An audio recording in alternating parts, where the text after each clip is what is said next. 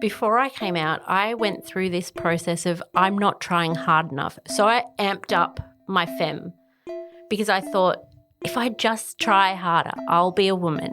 It'll click somehow.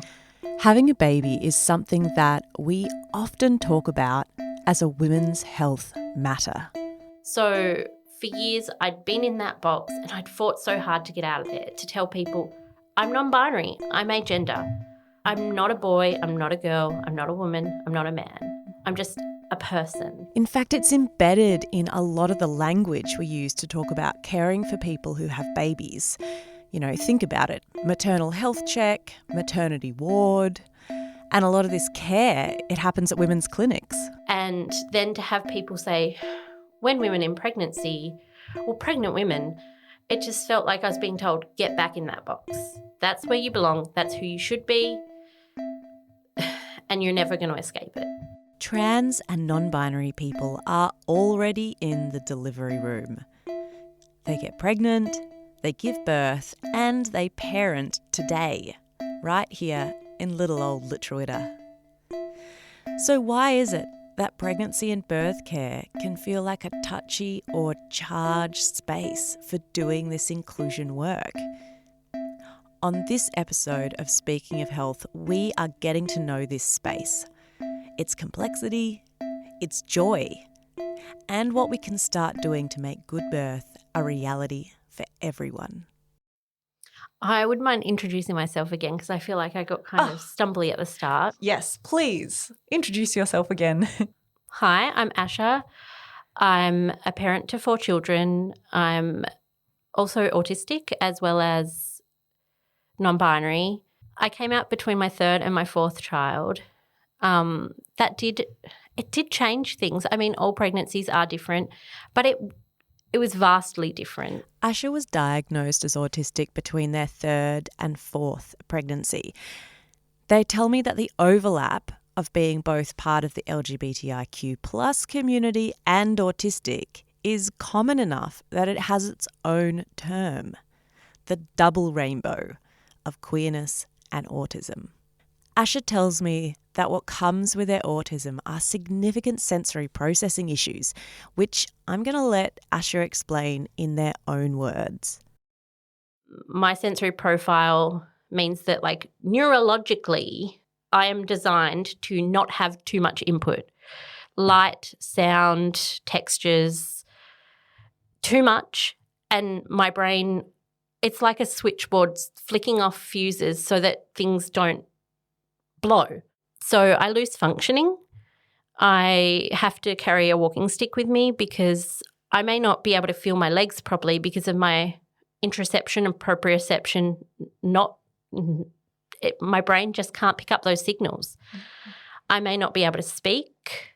I may word search. So I may want to say something, but I can't find the appropriate word, or at times I go completely mute. Oh, wow. So it's a totally overwhelming experience. It's physically painful. It's emotionally distressing. Hey, so Asha, in this most recent pregnancy and birth, you had to go to a lot of appointments at the hospital.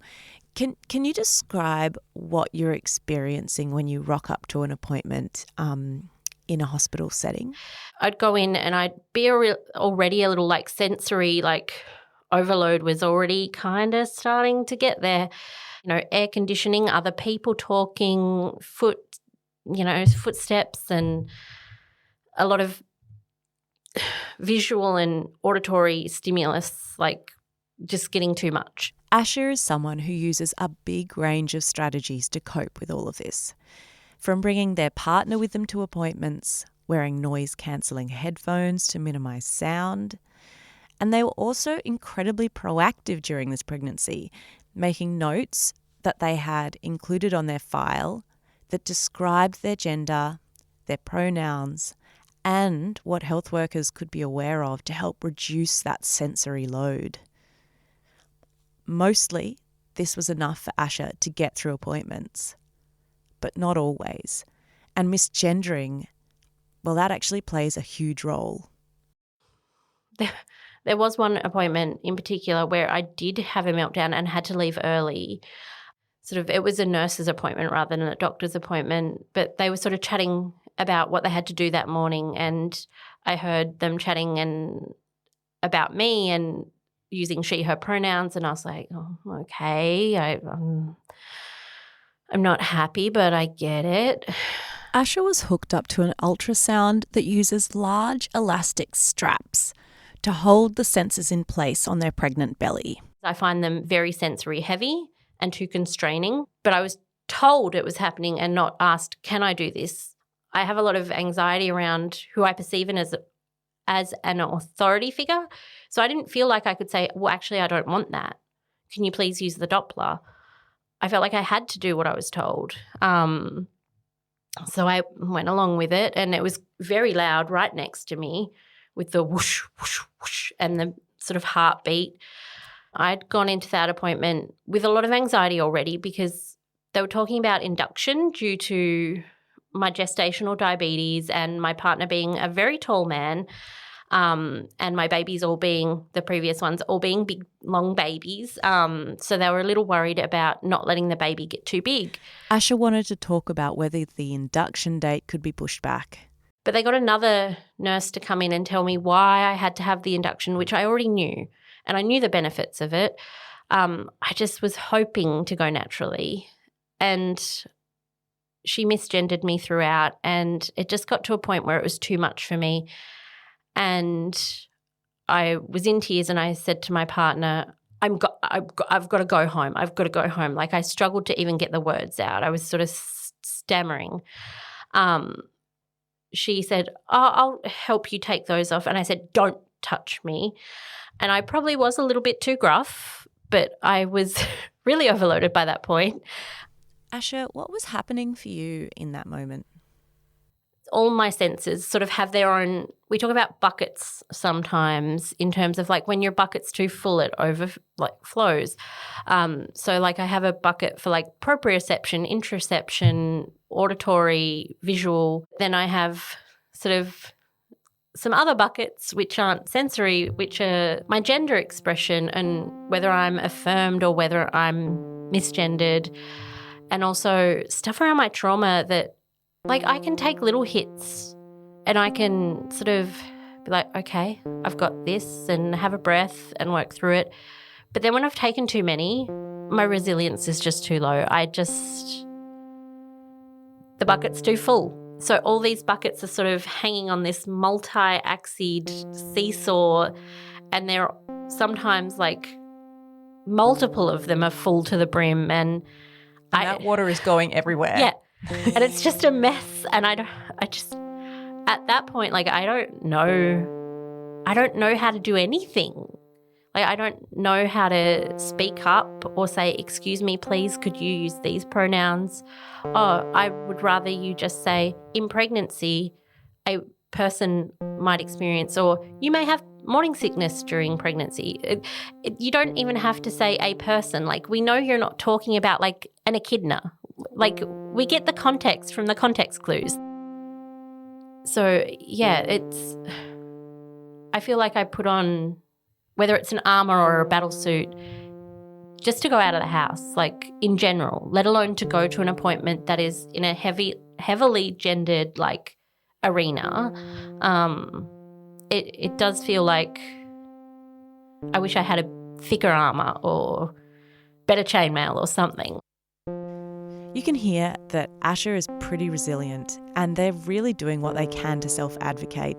They're going into the highly gendered space of perinatal healthcare with their armour on, with their notes, with their support person. Changing language when we've been using it for years is really hard. But it's also hard to be pregnant and constantly misgendered as you try and get the care that you and your baby need. So what is it that we need to know to do this work well? And is it just that changing language is hard? Or is there something else that makes it hard? Jess Permzell is a midwife who works in the public health system in Victoria, and they're one of the few people that I found when I went digging online who was very, very out about providing pregnancy and birth care for trans and gender diverse people. Jess, what are the most common questions that people who are working in that perinatal health space come to you with?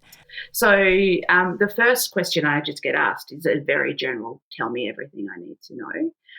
And that's coming from a really good place. And people are often very relieved when I just start with the idea of person-centred individualised care, go from there. Then I guess the next kind of line of questioning that comes up often is, why is this different? How is this different? The anatomy is the same. Birth happens in the same way. The physiology is the same. So why is this any different to anyone else? Why do I have to know this stuff? And then, yes, the rest is about language. What pronouns do I use? Please tell me how to use they, them properly. Isn't that a collective, not a singular? Which is my favourite question to answer because it's very easy. And what language do I use when I'm used to using the language of maternity? Well, maybe we could start with that last one about language. What do you say? What do I say? Well, when we're talking about pronouns, I give when we're speaking specifically about they, them pronouns, I give the many examples of using they, their, them in the singular. Oh my goodness, somebody has left their phone on the seat on the bus. I wonder if they know they've lost it. I hope someone can give them a call to let them know we've got it. So we're using that language every day. In terms of moving across to kind of defeminizing the language in perinatal care, it's tricky because it's deeply ingrained. Some of it is just about asking the person who you're working with what language works for them. And sometimes that is a shocking question for trans and gender diverse people because they've never been asked before. So, and they might really have known that they felt uncomfortable or dysphoric using feminized words or female words, but they might not have actually got an answer for what they would prefer. That, often it's kind of stopped there. Like there's been a process of just shutting everything down because it's too hard, and no one's ever respected them enough to ask them before. I think it's really important to be very careful about that feminized language and that maternal language that we're that's deeply rooted in our education and in our practice. I give an example of the very first time I was caring in birth for a trans person, and I just called across. We were on either side of a birth pool, and I called across the birth pool and said to the student that I was working with, "Can you do a maternal heart rate?"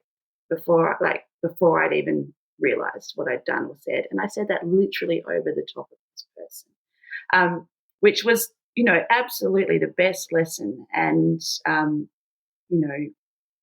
very blessed to have had incredibly gracious clients who have let me grow too slowly, but, let me grow, and mostly appreciated that I'm trying. And I think that's a really important thing to say about language and all of it, really. Like, we're all humans, and most humans are pretty forgiving people when they know that people's intentions are, their hearts and their values are in the right place. And we all know how hard it is to undo our conditioning. We live in this system. Trans people and gender diverse people know that better than anyone. So if you are making a conscious effort, if you are making mistakes but correcting yourself and moving on, that is fine. This might be old news or it might not. One of the things that lots of trans people really struggle with is when people get the language wrong and then have a little guilt and shame spiral around it and make them feel very responsible for appeasing their stress and their sorrow. So really, a quick apology and a correction and move on, that is the way to do it. And it's the way we're all going to learn and grow. Hey, Jess, can we Is it okay if we focus on that moment, that calling across the birth pool using the word maternal? What happened next? Oh, I can tell you what happened in my body. I went cold, like the blood ran out of my body and my brain was like, fuck, I've done it. I've cared for this person for 6 months, since they were 12 weeks pregnant. From what I think that I had done a really good job. And here we are, an hour out from birth, and I've done it now. I've done it now. I'm so glad that Jess shared this example. It's common and normal to make mistakes when you're learning something new. The point is, how do you move on from it? A quick apology and an ability to just hold whatever shame or guilt response is coursing through you and not make that the other person's problem. But I don't think that I had actually been conscious that that was going to be a thing before I went into that. I hadn't considered that. I had worked really hard on pronouns and finding out what was important to the family and how the parents were going to be referred to, were they, mums or dads or what were they to their child. But I had forgotten about having to pull apart some of that systematic feminized language. I hadn't thought of it yet. Yeah. And then I really thought about it for a long time. Jess, it seems that so much of this work is about language and giving people choice around language. What is your experience with birthing people? Like, what if the person that you're working with doesn't have gender neutral words to talk about their body or birth or caring for the baby afterwards? What do you do then? So if there's no language, if the person hasn't got the language or is just developing the language, you can be a resource to them in that.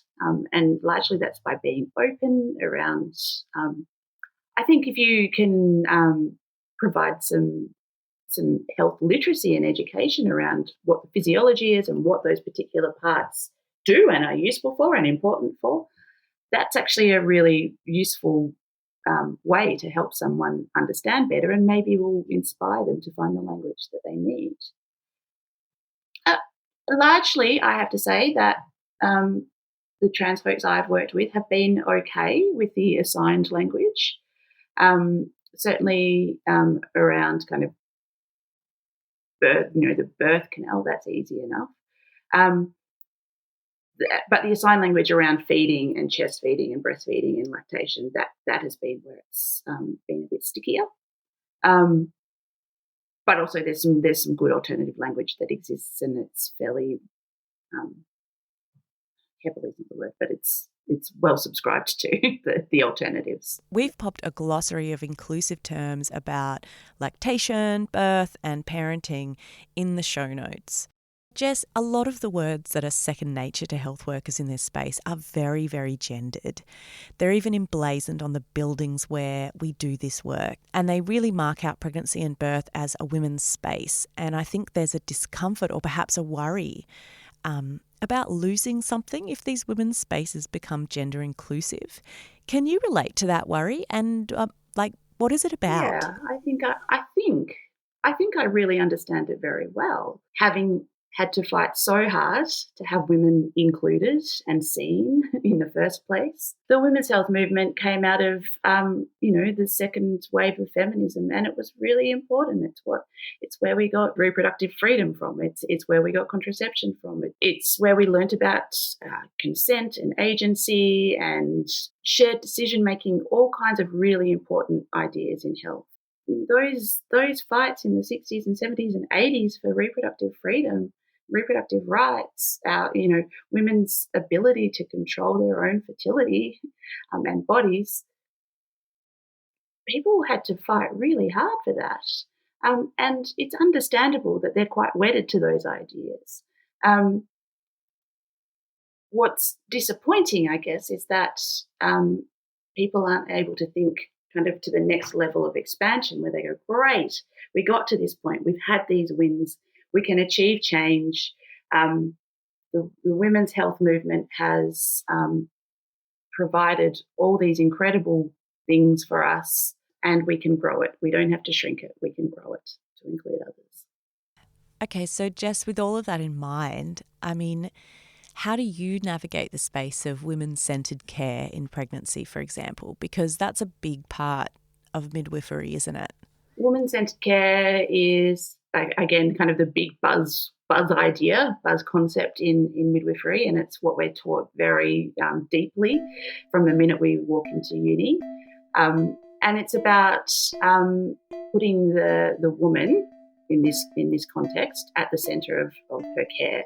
So about shared decision making, informed decision making, and building a relationship where we are on equal footing for making those decisions.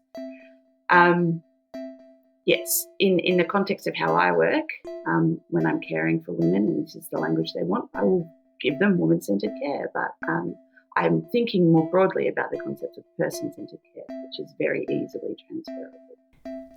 For Jess, a way through uncertainty is to be person-centred. So this means you use the language that the person or the woman in front of you wants you to use. The language we use in the perinatal health space is changing. Change can be challenging. We're thrown back into that space of trying to learn something new. But taking on that challenge is something that trans and gender diverse patients see and they really value. What gives you a sense of hope? Although there were some times where I felt uncomfortable to the point of, I don't know how to navigate this. I don't know what to do. I do feel like in the end, there were people who tried. There were people who helped advocate for me and were aware of like how much of an impact misgendering a patient can have on them. We can see like through anthropology that third genders, fourth genders, etc. are not new. They're not new. It is in our society seeming new. So having them sort of have that cog turn and be like, hold on, I've got to catch myself. I've got to think this through more. I think it does mean that there's a change happening. There's a shift coming, and that those spaces that were heavily gendered will start to be more inclusive. I like the phrase women and gender diverse people. It's better than women by itself. I do prickle a little bit is the best way I can put it at first. And then when I read and gender diverse people, I'm like, oh yes, I am included. This is a safe space for me. So there you have it. You can have your women-centred care and your person-centred care too. It's not one or the other. The bigger question of the names we give to spaces, well, we haven't answered that. There's no two ways about that. We just haven't answered it. But we have served you some ideas about the impacts of misgendering, how to avoid it, and some of the gender-inclusive terms you can start using in perinatal health. There, I just snuck one in right then. You probably didn't even notice. And speaking of health, if you have questions, comments, or a bee in your bonnet about something health-related, please get in touch with us. You can find Women's Health Tasmania on the socials or go to our website. A big thank you to Asha for sharing their story. That takes guts. And a big thank you as well to Jess Permzil, Badass Midwife. If you thought this podcast was useful, interesting, or if you know someone who really needs to hear it, please share it. Or even better, rate and review it so that other people can find it more easily.